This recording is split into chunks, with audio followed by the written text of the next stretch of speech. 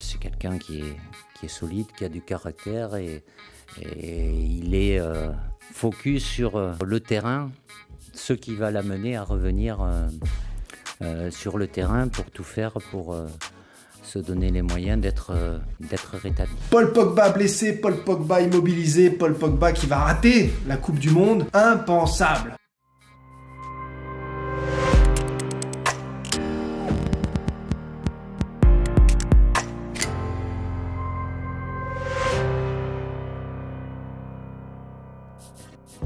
Merci d'abord à tous les nouveaux abonnés, ceux qui likent, qui partagent, qui mettent des commentaires, vous savez comment ça marche.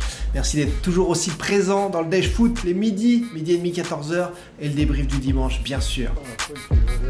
Impensable. Et pourtant, la pioche s'est blessée à peine arrivée à la Juve fin juillet, un geste anodin et voilà. Son ménisque latéral externe du genou droit qui lâche, il doit se faire opérer, mais non, on lui propose à ce moment-là une technique de 5 semaines de réathlétisation différente avec de la piscine, de la salle, la physio qui pourrait lui permettre de revenir. Le hic, c'est qu'au bout d'un mois, ça n'a pas marché, il faut donc opérer. Le chirurgien italien Rossi l'a annoncé dans les médias, comme la Gazzetta en Italie, il faudra 8 semaines à Paul Pogba pour revenir avec la Juve. 8 semaines, ça paraît très juste pour pouvoir jouer la Coupe du Monde. Mais 8 semaines, ça paraît aussi très long. Alors, j'ai été voir un spécialiste, un ostéopathe, Flavien Lemar-Mouret, qui officie à Lyon et du côté de Boulogne-Billancourt près de Paris. On ne fait pas cette vidéo pour mettre en contradiction, en opposition des spécialistes. On veut juste vous montrer, vous aussi, athlètes, amateurs, semi-pro, professionnels, qu'il y a des possibilités pour revenir un peu plus vite, en toute sécurité, bien sûr. Je lui ai posé des questions, à lui d'y répondre, à vous de vous faire une idée. J'espère qu'en tout cas que ça va aiguiser votre curiosité par rapport à toutes ces différentes techniques. On n'est absolument pas là pour mettre en opposition les spécialistes, on est juste là pour se faire une idée, essayer de comprendre le corps et se dire que oui, avec ce type de méthode-là, Paul Pogba pourrait jouer la Coupe du Monde. Tout a posto. E porto il mister. E porto il mister con me.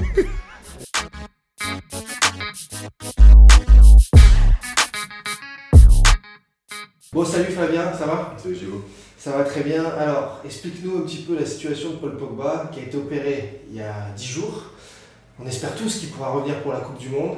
C'est donc un problème de ménisque latéral externe et on lui a enlevé une partie. Et fin juillet, il avait décidé d'essayer sur 5 semaines de faire une récupération différente. Salle, physio, piscine, ça n'a pas marché. Tu peux nous expliquer un petit peu la situation? Ils ont essayé de partir d'un protocole de physio, donc de renforcement et de soins au niveau du genou, pour essayer de voir si le ménisque tenait, si ça n'augmentait pas la lésion du coup du ménisque. Alors par contre, on n'a pas tous les éléments, c'est-à-dire qu'on ne connaît pas l'endroit exact de la fissure qu'il y a eu initialement.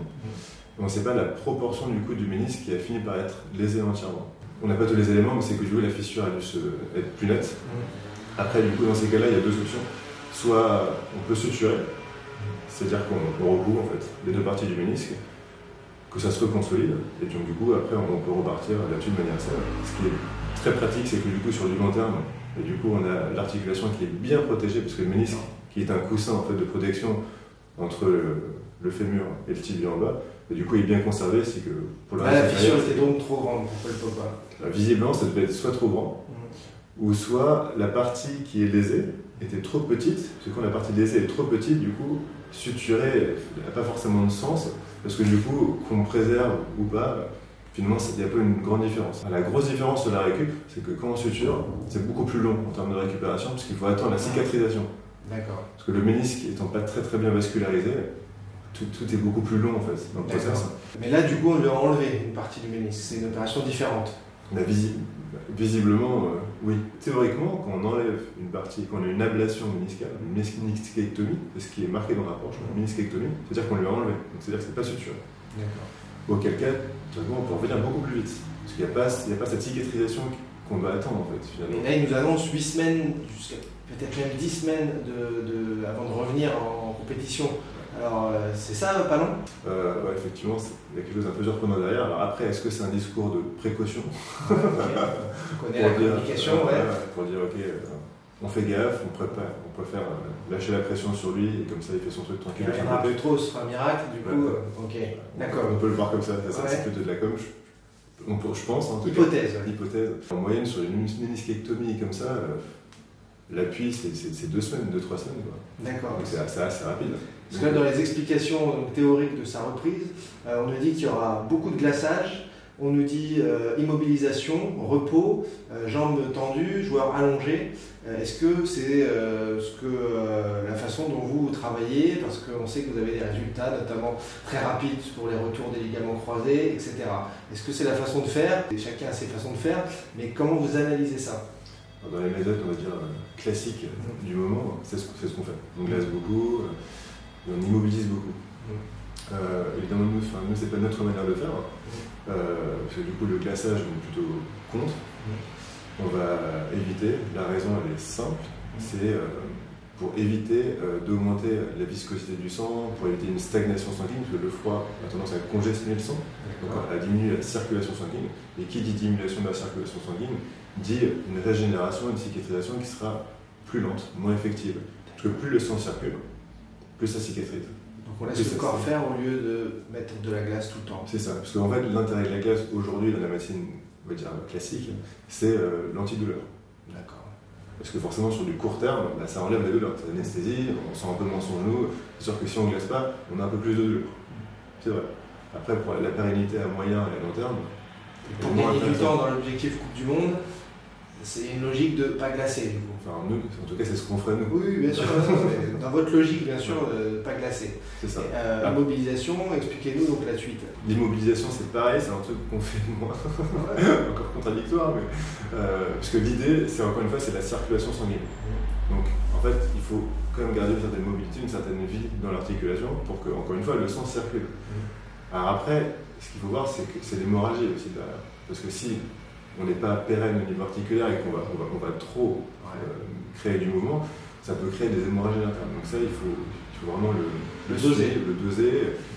Les ventouses, les ondes, ça peut être intéressant justement pour réduire ces problématiques hémorragiques et pour aussi accélérer aussi la cicatrisation d'autre part.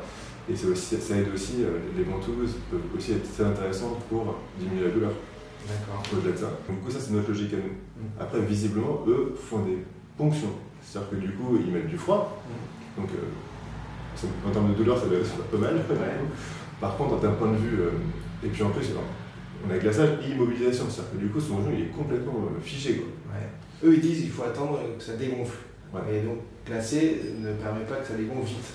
C'est parce que vous dites en fait, ça dépend des physiologies des personnes, mais dans mon expérience à moi et à nous, c'est pas forcément plus efficace. D'accord.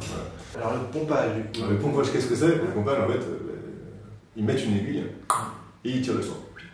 Ils enlèvent le sang. Ce qui est pas mal, ce qui est même très très bien dans l'idée. Après, c'est que ça change le processus naturel. C'est-à-dire qu'on dit au corps, je glace, je congestionne tout, mais non naturellement, je viens, tout, j'enlève le sang.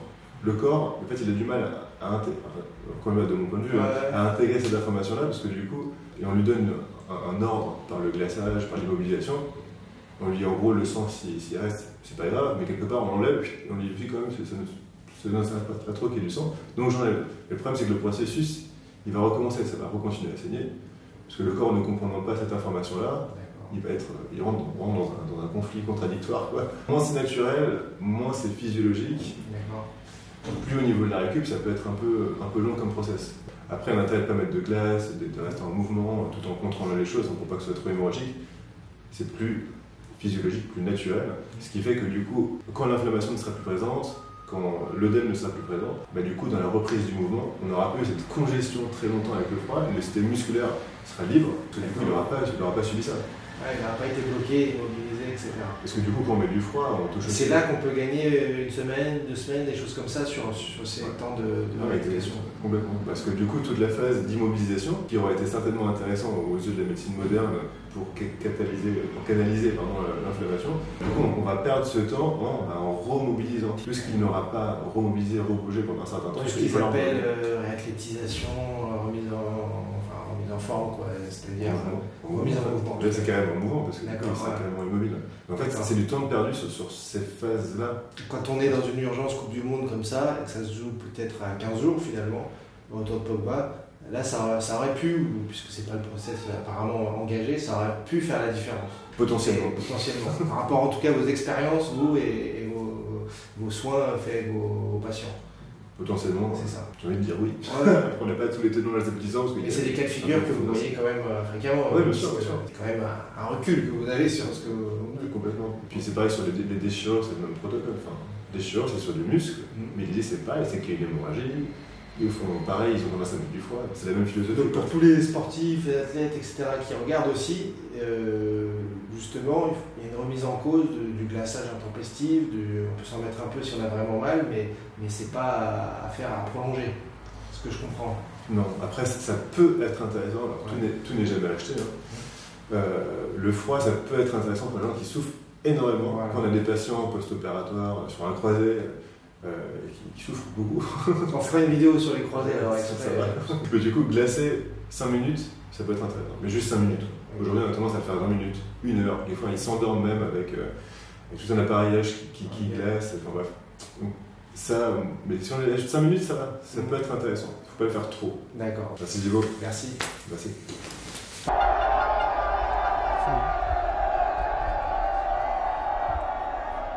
Voilà pour ces explications de Flavien à retrouver donc dans son cabinet d'ostéopathie à Lyon ou en banlieue parisienne à Boulogne-Billancourt. Il a ses méthodes, son travail. En tout cas, essayez juste de comprendre les processus expliqués, de savoir pourquoi glacer n'est pas forcément obligatoire. Oui, ça sert à empêcher les douleurs, mais il y a d'autres incidences sur le corps. On essaie en tout cas de se poser des questions parce que, en effet, il y a désormais des moyens, et pour revenir plus vite des ligaments croisés, et pour revenir aussi de déchirures. On en parlera dans une prochaine vidéo. Et donc pour traiter la rééducation d'un ménisque opéré. Voilà les amis, n'hésitez pas à mettre des commentaires, à poser des questions, à me dire ce que vous en pensez juste en dessous. On se revoit très vite pour de nouveaux lives et de nouvelles interviews.